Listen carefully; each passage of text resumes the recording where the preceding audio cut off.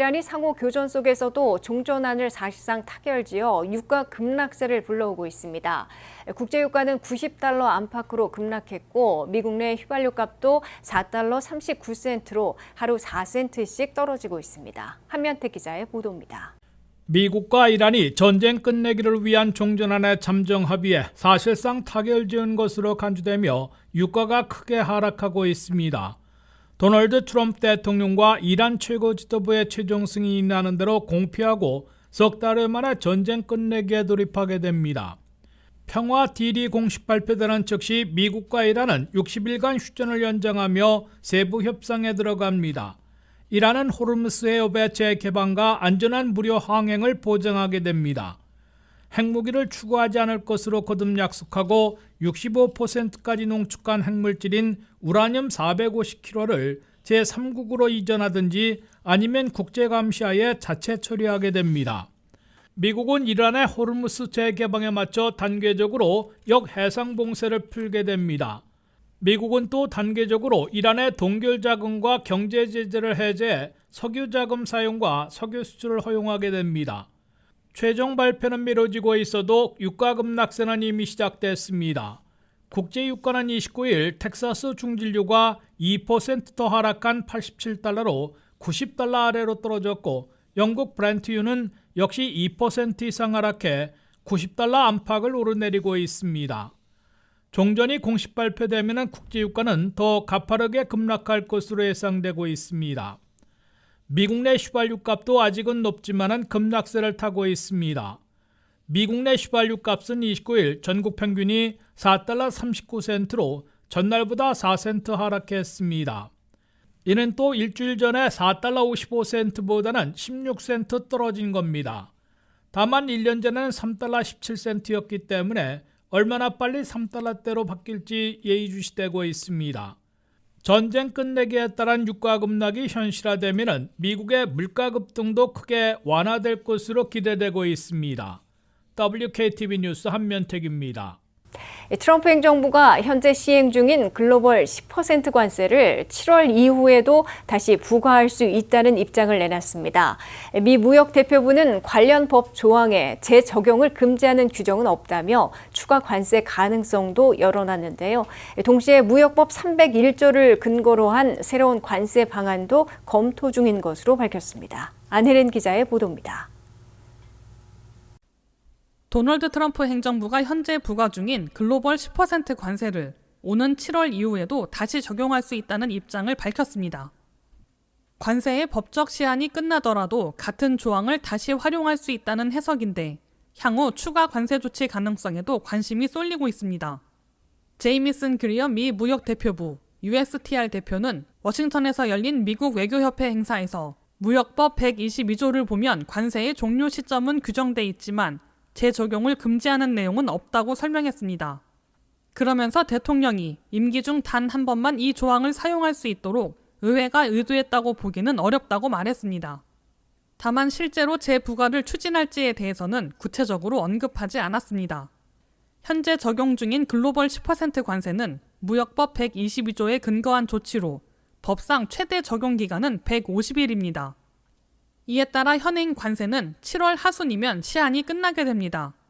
무역법 122조는 대규모 무역 적자나 달러 가치 급락 위험, 국제수지 불균형 같은 상황에서 대통령이 긴급하게 관세를 부과할 수 있도록 한 조항입니다. 트럼프 행정부는 앞서 국제비상경제권한법 IEEPA를 근거로 상호관세를 추진했지만 연방대법원이 지난 2월 위법 판단을 내리면서 이후 무역법 122조를 활용해 현재의 10% 관세를 시행해왔습니다. 하지만 이 조치 역시 법적 논란은 이어지고 있습니다. 연방국제무역법원은 지난 7일 글로벌 10% 관세가 위법하다고 판단했지만 항소법원이 1심 판결 효력을 일시 정지하면서 현재까지는 관세 부과가 유지되고 있습니다. 이와 별도로 USTR은 무역법 301조를 근거로 한 새로운 관세 방안도 검토 중입니다. 그리어 대표는 관련 조사를 진행하는데 상당히 집중하고 있다고 밝혔습니다. 무역법 301조는 상대국에 불공정하거나 차별적인 무역 관행에 대응해 보복 관세를 부과할 수 있도록 한 규정으로 미 행정부가 가장 강력한 통상수단 가운데 하나로 활용해온 법입니다. 현재 USTR은 과잉 생산 문제와 강제노동 의혹 등을 대상으로 301조 조사 절차를 진행 중이며 결과에 따라 오는 7월 추가 관세 조치가 나올 가능성도 제기되고 있습니다. WKTV 뉴스 안혜린입니다. 텍사스주 공화당 예선전에서 트럼프 대통령의 막판 지지를 얻은 켄 팩스턴 텍사스주 법무장관이 24년째 역임하고 있는 존 카닌 현역 상원의원을 28% 차이로 밀치고 승리했습니다. 빌 캐시디 상원의원에 이어 존 카닌 의원이 두 번째 낙마한 것으로 트럼프 대통령의 지지를 얻은 후보들이 승리해 트럼프 대통령의 파워가 다시 한번 과시됐으나 11월 본선에서 텍사스가 민주당에 넘어갈 가능성도 제기되고 있습니다. 한면태 기자가 보도합니다.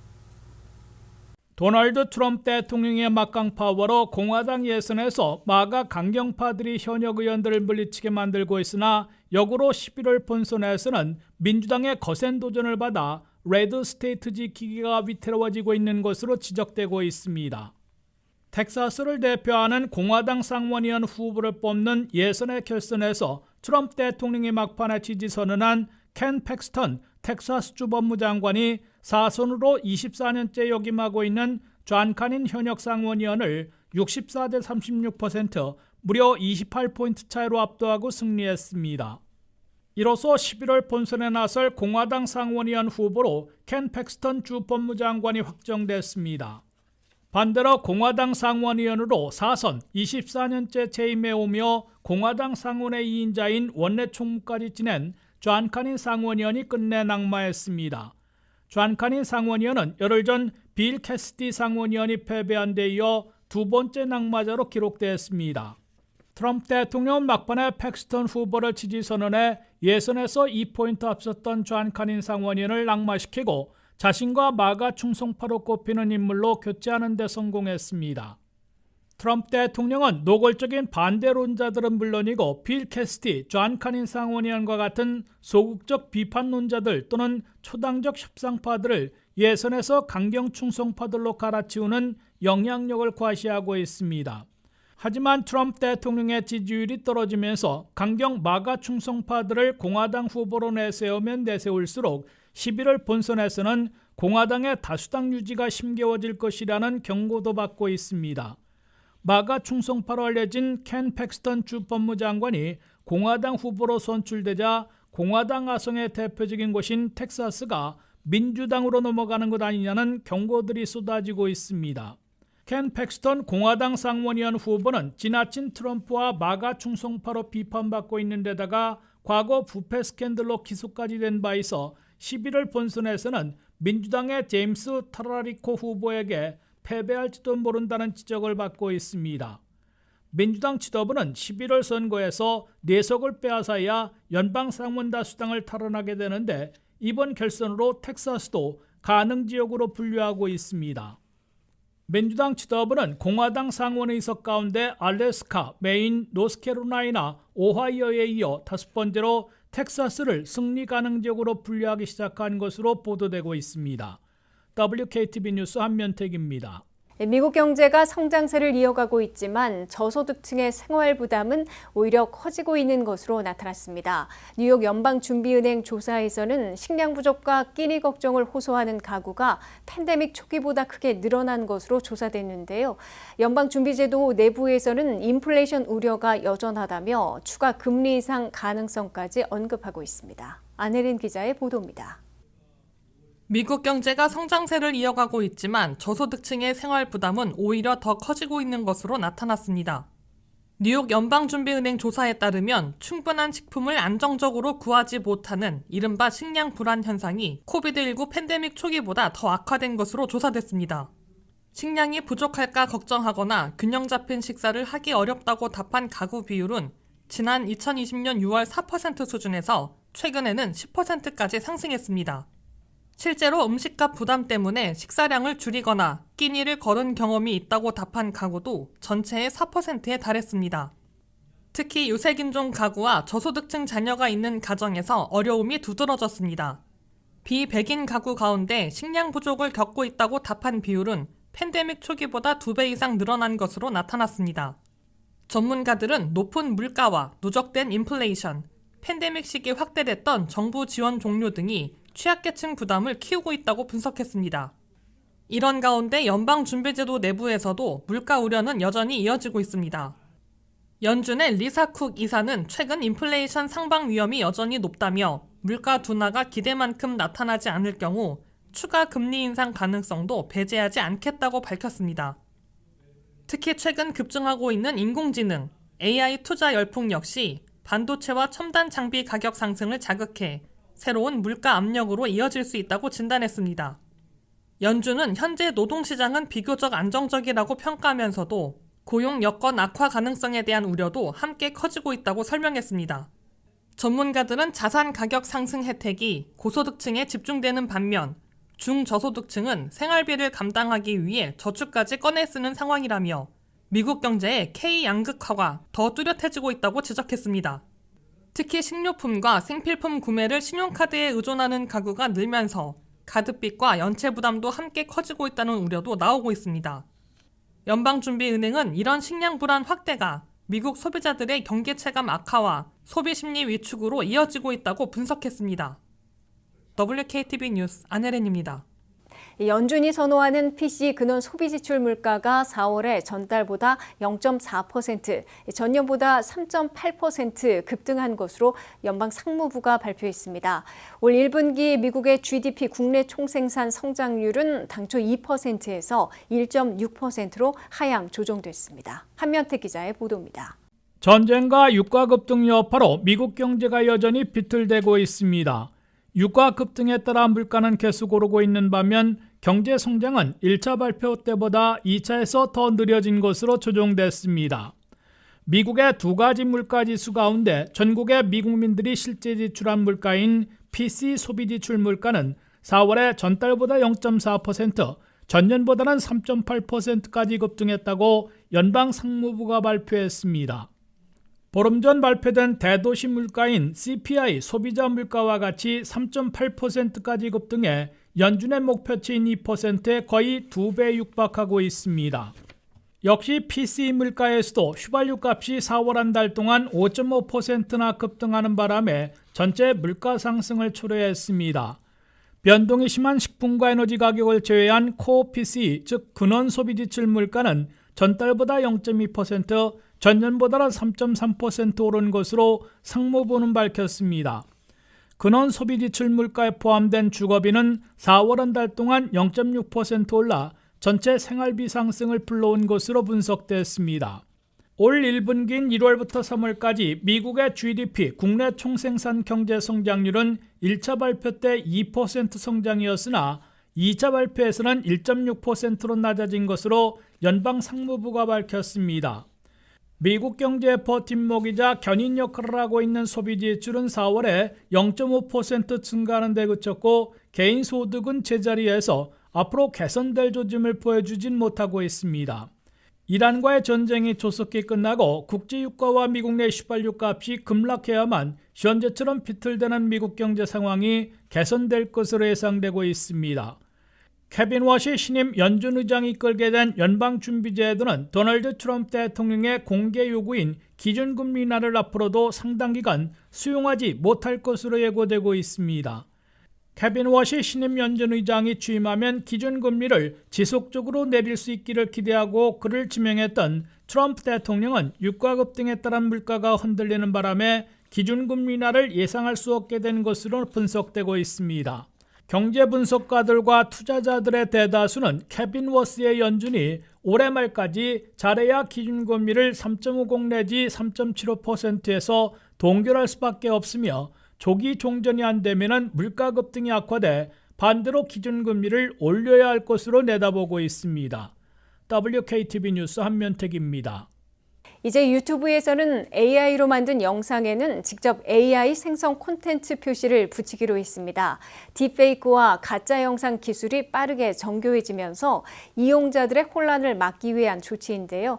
유튜브는 규제가 아닌 투명성 강화 차원이라며 앞으로 AI 콘텐츠 표시 기준을 더욱 확대해 나가겠다고 밝혔습니다. 안혜린 기자가 보도합니다. 동영상 공유 플랫폼 유튜브는 인공지능, AI로 만든 영상을 자동으로 감지해 AI 생성 콘텐츠 표시를 붙이기로 했습니다. 지금까지는 영상 제작자가 스스로 AI를 사용했다고 밝히는 방식이었다면 이제는 플랫폼이 직접 식별에 나서는 겁니다. 배경에는 갈수록 정교해지는 AI 합성 기술이 있습니다. 예전에는 어색한 움직임이나 부자연스러운 목소리 때문에 금방 구분할 수 있었지만 최근에는 실제 사람과 거의 구별되지 않는 영상까지 등장하고 있습니다. 유명인의 얼굴과 목소리를 그대로 흉내내거나 실제 존재하지 않는 장면을 사실처럼 만들어내는 사례도 빠르게 늘고 있습니다. 문제는 이런 영상들이 단순한 재미를 넘어서 사회적 혼란으로 이어질 수 있다는 점입니다. 누군가는 이 영상은 조작이라며 명백한 증거조차 믿지 않고 반대로 누군가는 AI로 만든 가짜 영상이라도 사실이라고 받아들이는 상황이 벌어지고 있습니다. 결국 사람들 사이에서는 불신과 맹신이 동시에 커지고 있는 겁니다. 이 때문에 글로벌 플랫폼 기업들도 AI 컨텐츠에 대한 기준 만들기에 속도를 내고 있습니다. 유튜브는 실제처럼 보이는 영상이나 AI 생성 비중이 높은 컨텐츠에 더 눈에 띄는 방식으로 AI 표시를 붙이기로 했습니다. 일반 영상은 설명란 위쪽에, 짧은 영상인 쇼츠는 화면 위에 바로 표시됩니다. 반면 단순 보정이나 가벼운 편집 정도는 설명란 안에서 확인할 수 있도록 구분했습니다. 또 제작자가 억울하게 AI 영상으로 분류됐다고 판단할 경우 직접 수정 요청도 할 수 있게 했습니다. 다만 유튜브 자체 AI 제작 도구를 사용했거나 컨텐츠 제작 이력을 인증하는 국제 표준 기술인 C2PA 메타데이터가 완전한 AI 생성물임을 나타내는 경우에는 표시가 유지됩니다. 유튜브 측은 AI 표시가 붙는다고 해서 추천 알고리즘이나 수익 창출에는 영향을 주지 않는다고 설명했습니다. 핵심은 규제가 아니라 투명성에 있다는 의미입니다. 비슷한 움직임은 다른 플랫폼으로도 확산되고 있습니다. 음악 스트리밍 서비스 스포티파이 역시 최근 AI 생성 음악에 대한 자동 표시 기능을 도입했습니다. 전문가들은 앞으로 중요한 건 AI를 무조건 막는 것이 아니라 무엇이 사람이 만든 것이고 무엇이 AI로 생성된 것인지 이용자들이 구분할 수 있도록 기준과 표시 체계를 마련하는 일이라고 보고 있습니다. AI 기술이 일상이 된 시대에 결국 신뢰를 지키기 위한 새로운 규칙 만들기가 시작됐다는 평가가 나오고 있습니다. WKTV 뉴스 안혜린입니다. 미국 대도시들의 주택가격이 3월에도 전년보다 0.7% 올랐으나 물가 인상에는 크게 못 미친 것으로 발표됐습니다. 시카고와 뉴욕시가 가장 많이 오른 대도시들로 꼽힌 반면 시애틀, 덴버는 가장 많이 내렸고 20대 대도시들의 절반인 10곳의 집값이 전년보다 떨어진 것으로 나타났습니다. 미국 주택시장의 해빙이 늦어지면서 집값 상승도 주춤해지며 물가 인상에 크게 못 미치는 상황이 10개월이나 지속되고 있습니다. S&P 케이스 실러가 26일 발표한 미국 20대 대도시들의 3월 주택가격에 따르면 전국 평균으로 전달보다 0.72% 올랐으나 전년보다는 0.67% 상승하는 데 그쳤습니다. 10대 대도시들의 3월 주택가격은 전달보다 1.18%, 전년보다는 1.44% 올라 가장 많이 상승했습니다. 20대 대도시들의 3월 평균 집값은 전달보다 1.04%, 전년보다는 0.83% 올랐습니다. 20대 대도시들 가운데 시카고와 뉴욕시의 집값이 가장 많이 오른 반면 시애틀과 덴버가 가장 많이 하락했습니다. 시카고의 집값은 전년에 비해 가장 많은 6.09%나 올라 있고 뉴욕시는 4% 상승한 것으로 나타났습니다. 반면 시애틀의 집값은 전년에 비해 마이너스 2.5%로 가장 많이 떨어졌고 덴버도 마이너스 1.95% 하락을 기록했습니다. 워싱턴 DC 지역의 경우 전달보다 1.24% 올랐으나 전년에 비하면 마이너스 0.13%로 약 보합세를 보였습니다. 전년에 비해 집값이 떨어진 대도시들을 보면 시애틀 마이너스 2.5%, 덴버 마이너스 1.95%에 이어 플로리다 템파 마이너스 1.93%, 달러스 마이너스 1.71%, 로스앤젤레스 마이너스 1.6%로 내림세를 기록했습니다. 이어 라스베가스 마이너스 1.27%, 애리조나 피닉스 마이너스 1.03%, 애틀란타 마이너스 0.46%로 약세를 보였습니다. 미국 대도시들의 집값은 20대 도시들의 꼭 절반인 10곳에서 전년보다 내린 특성을 기록했습니다. 게다가 10개월 연속으로 집값 상승보다 물가 인상이 더 높은 것으로 나타났습니다. 3월에 미국 대도시 집값은 전국 평균으로 0.7% 올랐으나 3월에 CPI 소비자 물가는 2.6% 인상으로 훨씬 높았습니다. 더욱이 전쟁, 유가와 물가 급등이 4월에는 더 악화돼 4월 CPI가 3.8%까지 치솟아 있어 집값이 올라도 물가 상승에 훨씬 뒤처지는 상황이 장기화될 것으로 예고되고 있습니다. 미국 내 대도시들 가운데 1위에서 3위를 차지하고 있는 뉴욕과 로스앤젤레스, 시카고의 인구가 줄어드는 반면 14위인 노스캐롤라이나, 샬럿트 등지에 대거 몰려들고 있습니다. 하지만 인구가 급증하는 중대 도시들에서는 주거난, 교통난 등이 악화되면서 우리는 가득 찼다라는 구호를 내걸고 자제시키는 정책으로 급선회하고 있습니다. 한면태 기자가 보도합니다. 미국 내 대도시들의 인구 이동에서 새로운 특성이 생겨나고 있습니다. 주거난, 교통난, 고생활비에 시달리는 최대 도시들의 인구는 줄어들고 있는 반면 10위권 안팎의 중대 도시들이 급증하고 있습니다. 전국 14위 인구를 가진 노스캐롤라이나 샬럿트는 인구가 급증하는 중대 도시들과 연대해 우리는 가득 찼다는 구호를 내걸고 자제시킬 수 있는 대책 마련에 부심하고 있습니다. 미국 제1의 대도시인 뉴욕시는 거주 인구가 2020년 인구 센서스에서 880만 명을 넘었으나 2025년 현재는 858만 명으로 2.5% 감소했습니다. 2위인 로스앤젤레스의 인구는 390만 명에서 387만 명으로 0.76% 줄었습니다. 3위인 시카고는 274만 명에서 273만 명으로 0.54% 감소했습니다. 4위인 텍사스 휴스턴은 남부로 많이 몰려드는 광범위한 인구 이동 특성 덕분에 230만 명에서 240만 명으로 4% 증가했습니다. 5위인 애리조나 피닉스는 161만 명에서 167만 명으로 3.6% 늘어났습니다. 인구가 가장 많은 1위에서 3위까지의 최대 도시들의 인구가 줄어들고 있는 반면 10위권 중대 도시들의 인구 증가세가 심상치 않은 것으로 나타났습니다. 인구로 미국 내 14위인 노스캐롤라이나 샬럿트는 1년 동안 2만 명이나 몰려들어 100만 명이 육박하고 있습니다. 샬럿트의 인구는 2020년 센서스에서 87만 5천 명이었으나 2025년에는 96만 5천 명으로 급증했습니다. 13위인 산호세의 99만 명을 곧 추월하는 동시에 100만 명을 넘어설 것으로 예상되고 있습니다. 워싱턴 수도권 대도시들을 보면 22위 워싱턴 DC는 69만 명에서 69만 4천 명으로 0.6% 소폭 늘었습니다. 이에 비해 30위인 볼티모어는 58만 5천 명에서 57만 명으로 2.7%나 줄어들었습니다. 주요 대도시들 가운데 6위 필라델피아는 160만 명에서 157만 명으로 2% 가까이 줄었고 13위 산호세는 101만 명에서 99만 명으로 떨어지면서 2.3% 감소했으며 17위 샌프란시스코는 87만 4천 명에서 82만 6천 명으로 5.5%나 급감했습니다. 이에 비해 남부지역 대도시들인 7위 텍사스 샌안토니오는 143만 명에서 155만 명으로 8%나 급증했고 12위 텍사스 오스틴은 96만 명에서 100만 명을 넘기며 4% 이상 증가했으며 11위 플로리다 잭슨빌은 95만 명에서 102만 명으로 7.2%나 대폭 늘었습니다. WKTV 뉴스 한면택입니다. 우크라이나와 중동 전쟁이 이어지면서 첨단 신무기들이 실제 전장에서 잇따라 등장하고 있습니다. 극초음속 미사일부터 AI 기반 드론과 로봇 무기까지 신기술이 현대전 양상을 빠르게 바꾸고 있는데요. 첨단 무기 경쟁이 가속화하는 가운데 인명피해와 통제 문제를 우려하는 목소리도 나옵니다. 안혜린 기자의 보도입니다. 최근 유럽과 중동 지역의 무력 충돌이 장기화되면서 전장이 첨단 신무기의 실전 실험장으로 변하고 있습니다. 특히 인공지능과 드론, 로봇 기술 등 정보 기술 기반 무기 체계가 빠르게 고도화되면서 현대전 양상도 급격히 달라지고 있습니다.